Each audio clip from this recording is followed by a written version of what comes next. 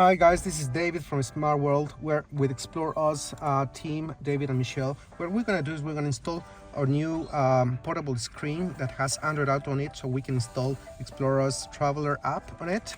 So what we're gonna do is we're in a car before 2019. Actually, this car is 2008, and we're gonna install this portable screen. So we wiped out the dash, and we're gonna put this and have ExplorOz working. This is for all cars without wireless or wired CarPlay. Okay, so we've just used some isopropyl alcohol on the little pad here, and we're sticking the 3M tapey thing. And so we've already cleaned the dash up here.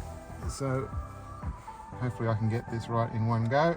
We'll just get it and put it on right away. So just held on with tape. So we'll be giving it a few tests in the full driving mode to make sure that it stays on.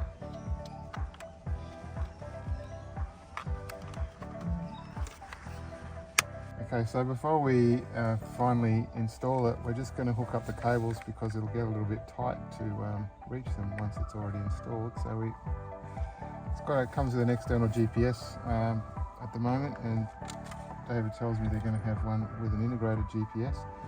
And then this is the power adapter, plug that in as well, so that it's all plugged in before we mount it, so that we don't have any complications later on. There's obviously an SD card slot, and there's an auxiliary slot so that you can hook up the audio to your car system if you're wanting to put it through your car stereo system. Okay, so now we'll have another go at that mounting.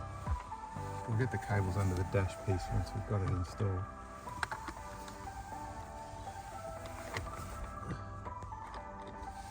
Just get that to come out the hole. Yeah, okay. So what we've done is we installed the cables and connected the cigarette lighter to give it power, and also the GPS antenna for the location, Which will run a lot nicer before we do too much. so it looks very steady, and it has a camera as well, so probably we should have showed you. Oh yeah. So so you can film on the way around. Okay, so we've been setting up the little unit, and the first thing we've had to do is obviously install or set up our Google account. And so instead of you watching me signing in, we've already signed in now. So we're just going through the final steps of signing in to the Google account. Obviously you need to sign into the Google account to have access to the Play Store to download the app. So we're just finishing that off. And I don't want to use this backup for this device, it doesn't need it. And so now obviously we're into Google. So we should be able to now go into the Google Store and say not now. It knows who I am. We'll just go into search, and we'll search up ExplorOz Traveller. Okay, it's already got it, so I'll go there. And down here it is here. I'll just click on it to go in. I'm obviously a testing user, but this is the same information that anyone will get. So we're just going to hit install, and it's going to go and start doing the installation. We'll come back when it's installed. Yes, we're mentioning as well that we're using right now mobile phone hotspot, but also the device has a SIM slot, so you can use a SIM card from your phone or from your internet provider like Telstra or App2Car or whatever, and put it in here so you can have internet access, not needing to use the hotspot as well. Okay, so we've done the basic installation of the ExplorOz Traveller app from the Google Store, and it's come back and basically put the app as an icon on the desktop or on the app's screen. So if we just pop back to the home screen, there's a few options. Before we go in, what we might just want to do is add the ExplorOz Traveller navigation program to the boot up screen. So we can just, on this one, we tap and hold, it deletes one. We tap the add, pick the app that we want to add, and we'll add ExplorOz Traveller, and so that's popped that up on the home screen. So now we can just tap ExplorOz Traveller, and we'll be booting the ExplorOz Traveller app. So the next thing that we should see is the setup wizard, and as you can see, if you've ever run this before, it's around about a 10-minute installation to do a basic setup. It does take around about 30 minutes to install all the offline maps. Now we're also still on our hotspot to the mobile phone over here. It's in hotspot mode. Otherwise, as we said before, we could be on our home Wi-Fi if we were near our house, or on a SIM card installed in the device. So we just run through the first few screens here. The first one is to set permissions. So we'll set the permissions to turn on the location services, and that's basically all it does on this device. It's all done. Hit next, and then we go through our logon. So I'll just log on quickly. Okay, so we've completed the login screen. It installs the reference manual once we've made the logon. Your licenses are shown here, so obviously being me, we've got access to pretty much everything. So we're just going to hit next on the tutorial. This takes us into the download section. So the first thing we need to do is to download the content, and so we'll just start the content download, and you'll see that it starts. If I just scroll down and show you a little bit further down, you'll see some options here about your internal storage space. So this is obviously a 64 gig machine, and we've got about 48 gigs left. You'll see down here for the map packs, the message is basically telling us that we have to install the content before the map pack's done, and that's what's happening up here. So once this is finished, we'll be able to install the offline map packs as well. So we'll come back once the content has installed. It'll take about, okay, so the content's now completed its download, and as we scroll down, if you had SD cards and other storage locations, you'd be able to choose those. We'll just leave it on the internal for now. That's the easiest one. The map license is the same. We've got a map license here. If you don't have one already and you haven't bought it yet, there'll be a purchase button here, and you can click that and it will take you over to the location where you can purchase the in-app purchase for the map. If you've obviously got the license, you can then obviously come down and do the download. And so we start with the low res pack. These particular map packs, they do need to be installed in a logical order. These two first. The bottom two here, so the low res pack gives you up to zoom level 9. You'll see that in the app when you're running it. The high res pack gives you the full detail maps all the way to 1 to 2000 scale. These optional packs, as I say, they are optional. The contour pack, we've got 10 meter contours in the app if you want to have the high resolution contours. And if you don't know what they are, you may or may not want them, but if you do know what they are, I'm sure you'll want them. The contour pack is an optional install. And the terrain and hillshade pack, it's just finished the low res pack. I'll just kick over the high res pack while we're still talking. You can see it goes charging through. There's 128 parts of this pack, so it will take a little bit of time. The first one was only little, it says 96 megs. The next one is 3,142 megs, which is 3 gigs. So it will take a little bit of time to install. The hillshade and terrain pack, which we didn't mention, it actually gives you some contour shading and hillshade. It makes the map look a lot more 3D. So you can also see things that are showing you the elevation and the pictures in the landforms by seeing it with a color shade. If you know what that means and you want those, or if you're just one of those people like me that wants to have everything, you'll download that as well. So we'll let those downloads go through, and we'll catch up with you. Okay, so we've just finished, we've obviously done the content. We've now done the low res and the high res pack. We'll leave the contour and terrain packs for later, just so we can continue on. Obviously, the next in the setup wizard gives you the ability to change the settings. There is a heap of settings in the app. There's tutorials about each of these settings. I'm not going to explain them all right now, but you can change pretty much everything. One of the things I like to change is 24 hour, because that's just me.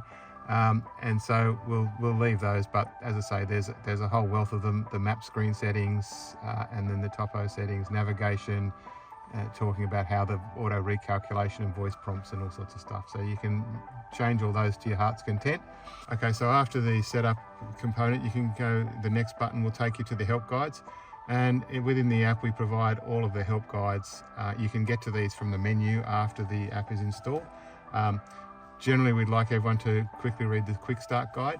One of the things I've noted in here is that we don't actually currently have a PDF viewer installed. All the setup guides and information are in PDF on the app. So what we want to do is obviously go and get ourselves a PDF viewer. So we just go back to the home screen and we go to the apps list, and we go into the Play Store and we'll search for a PDF viewer, PDF viewer for Android. And I haven't tried the Acrobat one. We'll give the Acrobat one a go. We'll install that. So obviously the advantage of having a head unit or a device like this is that you can just install anything that's on the Play Store. So whatever you particularly want or need, you can go and get it. And now that that's installed, we should be able to hopefully, once it's finished, go back to the app, back to our quick start guide, and hopefully this time it'll open up the quick start guide in the PDF viewer. Obviously the first time we've run it, it hasn't actually taken us to where we wanted to go. It's shown us something else.